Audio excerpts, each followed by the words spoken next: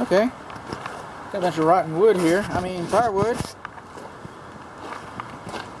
Think that's going to attract some termites? Now, it's not next to the house, so it really doesn't make the report. But you're just asking for it. They get used to eating this. And then you burn it or take it away. The termites will still be in the ground. They're still going to be hungry. Where do you think they're going to go? 3 guesses. The first 2 don't count. There's the drains for the water heater drains. There used to be a safety pan, that one on the left. Used to be a safety pan. Decided they didn't need it. They're not supposed to be higher than 6 inches from the ground. It's pushing it a little bit. These are called control joints. Some people call them expansion joints. Call them what you will. But they're there just like the lines in the streets. We expect the structure to move. We know it's going to move. We do. So these control it, or they expand and allow it. So every year or so, you need to come out here. The sealant will dry, it will crack, it will shrink, it will come away from the brickwork, and so that needs to be sealed up every once in a while. And these holes over the windows, you have them around the foundation perimeter as well. Those holes, those little, okay, those are called weep holes. Homeownership 101, all roofs leak, all walls leak. They should shed water faster than they accept it because we want to keep the inside dry. All these bushes have mulch in them. Some weep holes right there. There's another one of your weep holes. Those are good things. These rain gutters, they don't connect to their little boots. They don't connect very well. It's not the best picture I could have shown you. There's debris in here too. All this debris needs to be cleaned out. I know you're going to take your wood mulch. I know you'll probably put your wood mulch back, no matter what I say. You know, it just needs to be fresh. If you're going to have that next to the house, you need a fresh layer. It needs to be all cleaned out. Get all the cooties out, weeds, whatever. This is your fireplace vent. Fresh air for the fireplace. That's a good thing. It's a good thing. We want that. These are the boots I'm talking about. Oh, I got a better one. It's still coming. Alright. Good. Soffit vents. Chimney. A little bush next to the house there. Right there? Where do you think the water's going to go? I don't know. I've got a pretty good idea.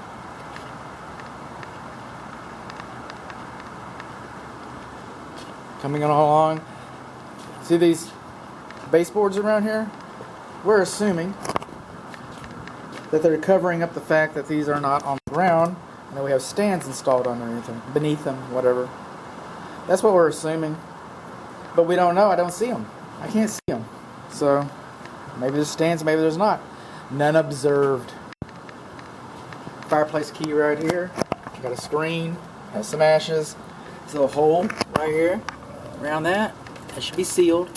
There's some debate about that. I'm with the sealed group. Then the chimney, by the way, it has a damper. It doesn't need one. You're outside. But you got one, so you want to check it. You want to check that thing. Otherwise, all your smoke's going to come out this way. The ceiling fan. Ceiling fan's out of balance. Whee! And we're missing all of our screens. It lets more light in. House shows better that way. I get that. That is GFCI protected. The laundry is in there. The great room, the living room, it's in there. I hooked the water hose back up. I did. I put the cover back on. I did. This is where the original condensing units were. This wall should all be addressed better. You shouldn't have holes into the structure like that. Wood mulch next to the house.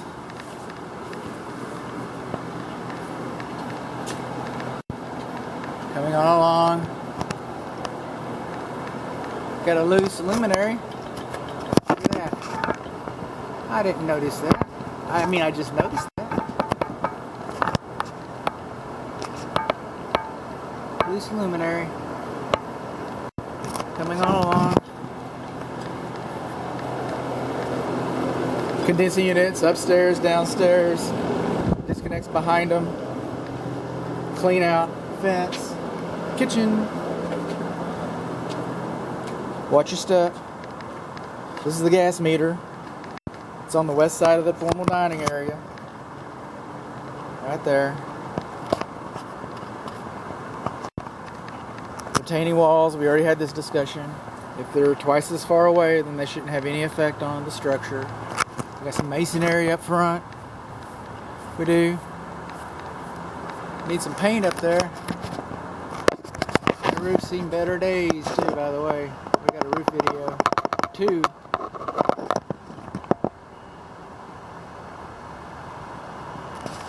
Coming on along.